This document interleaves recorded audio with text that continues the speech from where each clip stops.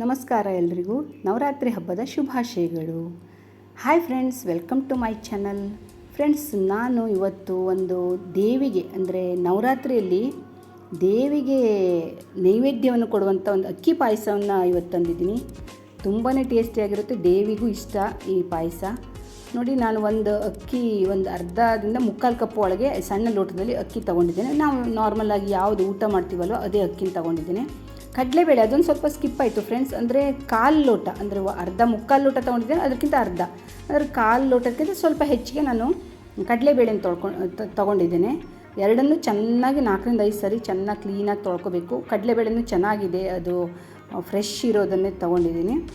ಎರಡನ್ನೂ ಚೆನ್ನಾಗಿ ತೊಳೆಯೋಣ. 4-5 ಸರಿ ತೊಳೆದು ಬೇಯಿಸ್ತಾ ಇದ್ದೀನಿ. ನಾನು ಕುಕ್ಕರಲ್ಲಿ ಬೇಯಿಸ್ತಾ ಇದ್ದೀನಿ, ಆದರೆ ಲಿಡ್ ಹಾಕ್ತಾಯಿಲ್ಲ, ಮುಚ್ಚಳ ಹಾಕ್ತಾಯಿಲ್ಲ, ಹಾಗೆ ಓಪನ್ ಆಗಿ ಬೇಯಿಸಬೇಕು. ಯಾಕೆಂದರೆ ಅದು ನಾವು ಈ ಥರ ಮುಚ್ಚಳ ಹಾಕಿ ಬೇಯಿಸಿದರೆ ಸರಿಯಾಗಲ್ಲ, ಅನ್ನದ ಥರ ಆಗ್ಬಿಡುತ್ತಲ್ವ.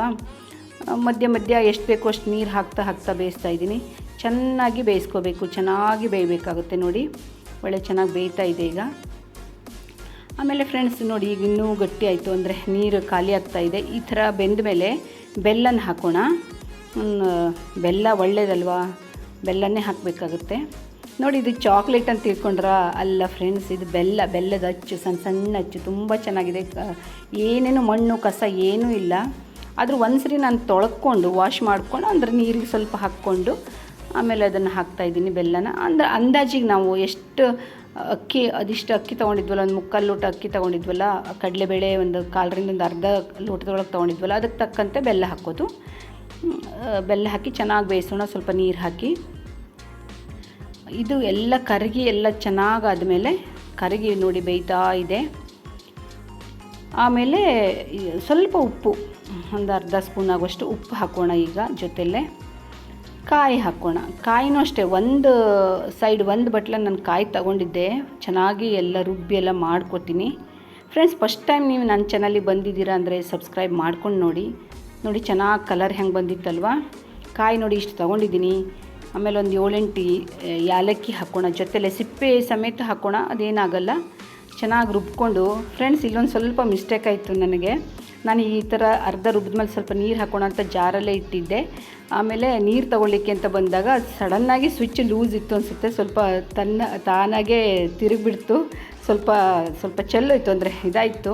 ಹಾಗಾಗಿ ಕಾಯಿ ಸ್ವಲ್ಪ ಇದಾಯಿತು, ಕಡಿಮೆ ಆಯಿತು ಅನಿಸುತ್ತೆ.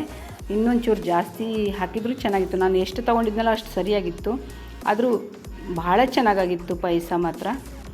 ಅಕ್ಕಿ ಪಾಯಸ ಬೆಲ್ಲದಲ್ಲಿ ಕಡಲೆಬೇಳೆ ಜೊತೆ ಮಾಡಿದ ಪಾಯಸ ಭಾಳ ಚೆನ್ನಾಗಿರುತ್ತೆ. ನೋಡಿ, ಒಂದು ಸ್ವಲ್ಪ ಕುದಿಸೋಣ. ಈಗ ಕಾಯಿ ಹಾಕಿದ ಮೇಲೆ ನಾವು ಕಾಯಿ ರಸನೂ ಬೇಕಾದರೂ ತೆಕ್ಕೊಳ್ಬೋದು. ತುಂಬ ನುಣ್ಣಗೆ ರುಬ್ಕೋಬೇಕು ಕಾಯಿನ, ನಾವು ಹಸಿ ಕಾಯಿನ. ಕೊಬ್ಬರಿ ಹಾಕಬಾರ್ದು, ಹಸಿ ಕಾಯಿನೇ ಹಾಕಿದರೆ ಚೆನ್ನಾಗಿರುತ್ತೆ. ನೋಡಿ ಫ್ರೆಂಡ್ಸ್, ಈಗ ಆಯಿತು, ಪಾಯಸ ಆಯಿತು. ಆಮೇಲೆ ಒಂದು ಸಣ್ಣ ಪಾತ್ರೆಯಲ್ಲಿ 1 ಸ್ಪೂನು ತುಪ್ಪ ಹಾಕಿ ನಿಮಗೆ ಗೋಡಂಬಿ, ದ್ರಾಕ್ಷಿ, ಬಾದಾಮಿ ಏನೇನು ಬೇಕು ಎಲ್ಲದನ್ನು ನೀವು ಫ್ರೈ ಮಾಡ್ಕೋಬೋದು ತುಪ್ಪದಲ್ಲಿ. ನಾನು ಬರೀ ಗೋಡಂಬಿ ಹಾಕ್ತಾಯಿದ್ದೀನಿ. ನಮ್ಮ ಮನೇಲಿ ಸ್ವಲ್ಪ ದ್ರಾಕ್ಷಿ ಎಲ್ಲ ತಿನ್ನಲ್ಲ, ಇಷ್ಟಪಡಲ್ಲ. ಅದಕ್ಕೆ ನಾನು ಗೋಡಂಬಿನೇ ಅದು ಕಟ್ ಮಾಡ್ದೇನೆ ಹಾಗೇ ಹಾಕ್ತಾಯಿದ್ದೀನಿ. ಗೋಡಂಬಿ ಚೆನ್ನಾಗಿ ತುಪ್ಪದಲ್ಲಿ ಫ್ರೈ ಮಾಡಿಕೊಂಡು ಈ ಪಾಯಸಕ್ಕೆ ಹಾಕಿದ್ರಾಯ್ತು. ನಿಮಗೆ ಯಾವ್ಯಾವ ಡ್ರೈ ಫ್ರೂಟ್ಸ್ ಇಷ್ಟ ಆಗುತ್ತೆ ಹಾಕ್ಕೊಳ್ಬೋದು ಫ್ರೆಂಡ್ಸ್. ತುಂಬ ಚೆನ್ನಾಗಾಗುತ್ತೆ ಪಾಯಸ ಮಾತ್ರ. ಕಾಯಿ ಹಾಕಿ, ನಾವು ಹಸಿ ಕಾಯಿ ಹಾಕಿ ಏನು ಮಾಡ್ತೀವಲ್ವ, ಭಾಳ ಚೆನ್ನಾಗಾಗುತ್ತೆ. ಚೆನ್ನಾಗಿ ಬ್ರೌನ್ ಕಲರು ಎರಡೂ ಕಡೆ ಚೆನ್ನಾಗಿ ಫ್ರೈ ಆಗಬೇಕು ಗೋಡಂಬಿ. ಆಮೇಲೆ ಇದನ್ನು ನಾವು ಪಾಯಸಕ್ಕೆ ಹಾಕೋಣ ಫ್ರೆಂಡ್ಸ್. ನೋಡಿ, ಈಗ ನಾನು ಹಾಕ್ತಾಯಿದ್ದೀನಿ. ಎಷ್ಟು ಚೆನ್ನಾಗಿ ಕಾಣಿಸ್ತಾ ಇದೆ. ಪಾಯಸ ತುಂಬ ಟೇಸ್ಟಿಯಾಗುತ್ತೆ. ತುಪ್ಪದಲ್ಲಿ ಘಮ ಪರಿಮಳ ಬರ್ತಾ ಇದೆ. ತುಂಬ ಚೆನ್ನಾಗಿ ಅನಿಸುತ್ತೆ ಫ್ರೆಂಡ್ಸ್. ನೀವು ಮಾಡಲ್ಲ ಅಂದರೆ ಈ ಥರ ಮಾಡಿ ನೋಡಿ. ಹಾಲು ಹಾಕ್ಬೋದು, ಅದು ಬೆಲ್ಲ ಹಾಕಿದ್ದಕ್ಕೆ ನಾನು ಆಮೇಲೆ ಲಾಸ್ಟ್ ಹಾಲು ಹಾಕೋಣ ಅಂದ್ಕೊಂಡೆ, ಬೇಡ ಅಂತ ಹಾಕಲಿಲ್ಲ.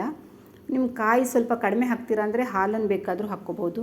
ನೋಡಿ, ಈಗ ಸರ್ವ್ ಮಾಡೋಣ. ದೇವಿಗೆ ಮೊದಲು ನೈವೇದ್ಯ ಕೊಟ್ಟು ಆಮೇಲೆ ತಿನ್ನಬಹುದು. ತುಂಬ ಚೆನ್ನಾಗಿತ್ತು ಫ್ರೆಂಡ್ಸ್. ನೀವು ಒಂದ್ಸರಿ ಟ್ರೈ ಮಾಡಿ.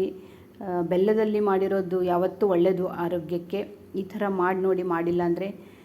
ಫಸ್ಟ್ ಟೈಮ್ ಬಂದಿದ್ದೀರಾ ಅಂದರೆ ನನ್ನ ಚಾನಲ್ಗೆ ಸಬ್ಸ್ಕ್ರೈಬ್ ಮಾಡ್ಕೊಂಡು ನೋಡಿ, ಲೈಕ್ ಮಾಡಿ, ಶೇರ್ ಮಾಡಿ, ಕಾಮೆಂಟ್ ಮಾಡಿ. Thank you friends. ಮತ್ತೆ ಸಿಗೋಣ ಇನ್ನೊಂದು ವೀಡಿಯೋದಲ್ಲಿ. Thank you.